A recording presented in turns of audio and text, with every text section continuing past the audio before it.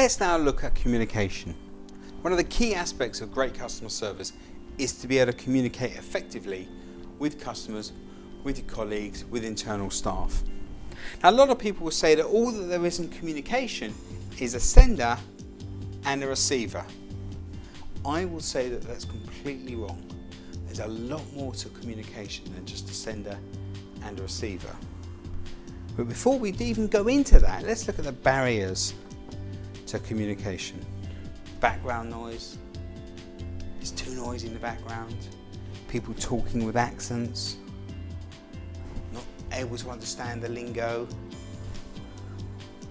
People being bored by what's going on.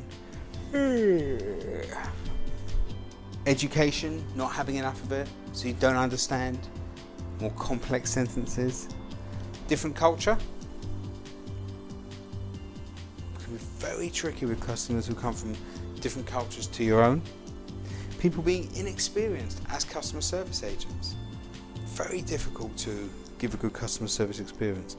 If somebody can't hear properly, then that's going to be tricky.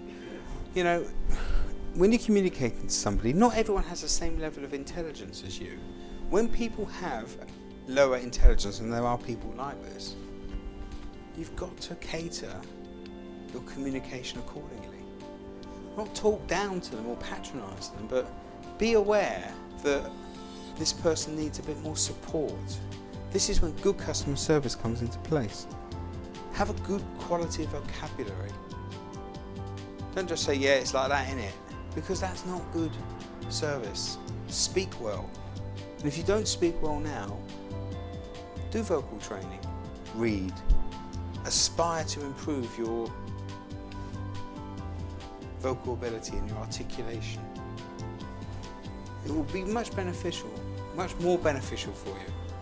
It puts you in a better mood, and people who are moody, the bad mood characters on here, if you've got a bad attitude, you're in a bad mood and you take it into work, it's going to make customer service nigh on impossible. You know, if you're talking to someone with ignorance, or you're ignorant, impossible.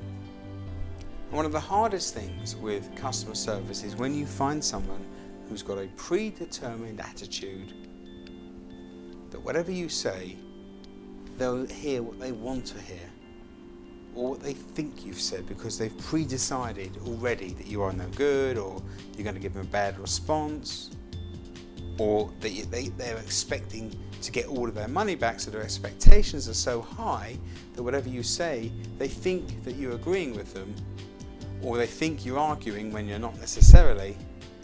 Very tricky to handle it, because they only hear what they expect or want to hear, and that's one of the biggest challenges. That's where you have to give customers time to understand and process and all the things that we're talking about. So I'd like to show you now my, I'd say famous, but it's certainly very well known, communication matrix.